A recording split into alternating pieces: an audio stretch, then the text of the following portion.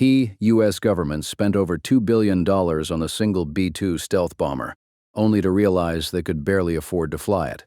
It wasn't enemy radar that defeated America's most feared aircraft. It was a massive engineering disaster that the Pentagon desperately tried to hide. Its stealth had to be rebuilt by hand after nearly every flight, requiring an insane 119 maintenance hours for every single hour in the air. That fatal flaw froze the fleet at just 21 jets, but now the new B-21 Raider has arrived to attack that exact failure. Its stealth doesn't live on its skin. It lives in a classified system Northrop calls the digital thread, and pulling on that thread reveals why the U.S. is about to build 100 of them.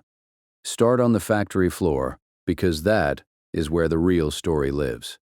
The claim sounds backwards the first time you hear it. The B-2 Spirit, the most advanced aircraft of its generation, died because of how it was made, and the B-21 Raider exists because Northrop Grumman refused to make an aircraft that way.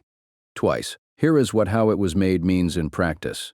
The B-2 Spirit's radar absorbent surface is not a coat of paint. It is a precision instrument, and it degrades with use. After nearly every flight, maintenance crews perform what the industry calls touch labor.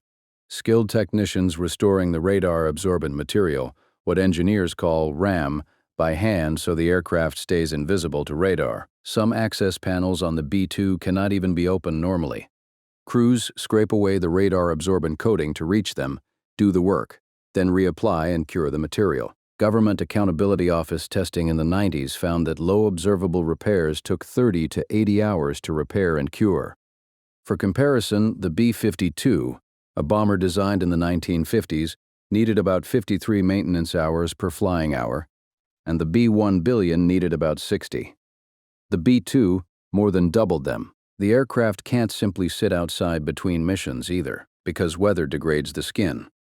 So, the fleet lives in climate-controlled hangars and flies at a cost of roughly $130,000 to $150,000 per hour in the air. Think of it like a museum restoring an oil painting after every single exhibition.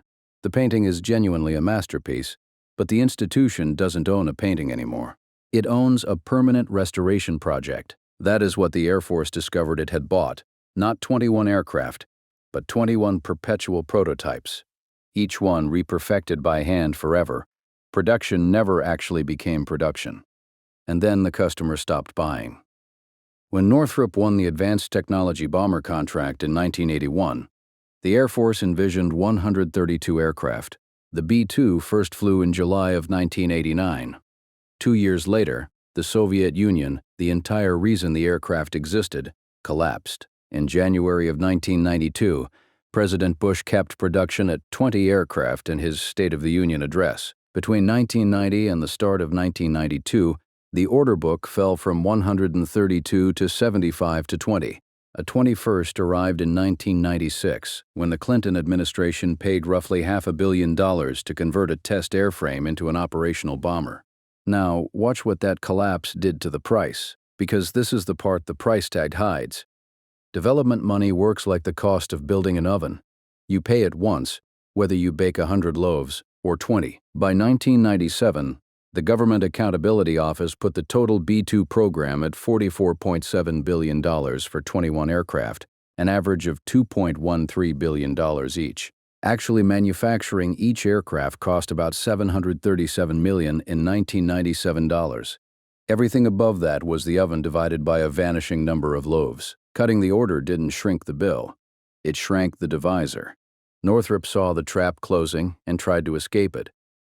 In 1995, the company offered the Air Force 20 more B-2s at $566 million each, the flyaway price, a fraction of the headline number because the development was already paid for.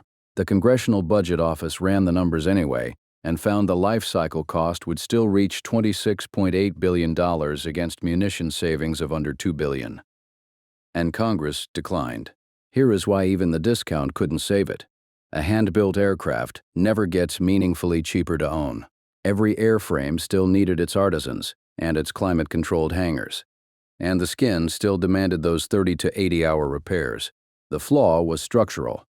Stealth that lives on the skin has to be purchased again and again by hand for the life of the fleet.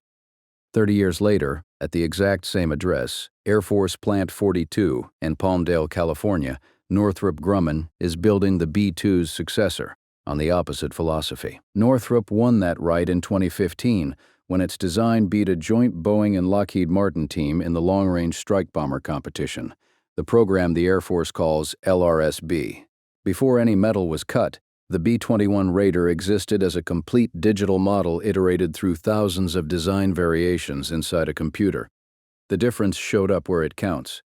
In the metal. Randall Walden, who ran the program at the Air Force Rapid Capabilities Office, called the first B-21 the most production representative test aircraft, structurally and in its mission systems, that he had observed in his entire career. No experimental shop touched it. Production workers built it on production tooling on the same line that will build all the others.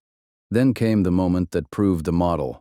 During ground testing, engineers ran loads calibration on the real airframe, physically stressing the structure, and the data matched what the digital model had predicted. The aircraft Northrop had flown thousands of times inside a computer, behaved like the aircraft sitting in the hangar. The B-21 was unveiled on December 2, 2022, and flew on November 10, 2023. A second test aircraft reached Edwards Air Force Base in September of 2025, and the Air Force has said these test jets could fly combat missions if a war demanded it. Test article and product, the same machine. If you want the factory floor instead of the press release, subscribe. That is the part of the story we follow here. So, what actually connects the model to the metal? Northrop calls it the digital thread. One authoritative model of the aircraft, from its outer geometry down to its software, flowing unbroken from the design environment to the factory machines to the test lab. Engineers have a name for the model itself, a digital twin. The thread is the connection that carries that twin everywhere. Think of a building where the architect's model is also the permit, the parts list, and the inspection checklist. Change a beam in the model, and every downstream document updates itself, from shop drawings to torque specifications. You never discover on move-in day that the staircase doesn't fit. On an aircraft program, that means the bomber the engineers stress in simulation is the same bomber the machinists build and the software lab certifies. Will Roper, the former Air Force acquisition chief who pushed this approach, put it in one sentence: the digital trinity of digital engineering and management, agile software and open architecture, is the true successor to stealth, not a quieter coding, a different way of building. The software side runs through an Air Force program called DevStar, which ships small working pieces continuously, the way commercial software teams do. And Northrop says the digital ecosystem has cut software lab certification time in half. General Timothy Ray, who commanded Air Force Global Strike, made the consequence concrete when he said integrating a new standoff missile into the B-2 would take him years, but on the B-21, months. The company also claims the rate of design changes needed once production begins dropped from the historical 15 to 20% to around 1%. That figure is Northrop's own, and vendor numbers deserve skepticism. Frank Kendall, the Air Force secretary who oversaw the program, publicly called digital engineering overhyped, with real savings on the order of 20% rather than tenfold. Keep both numbers in your head.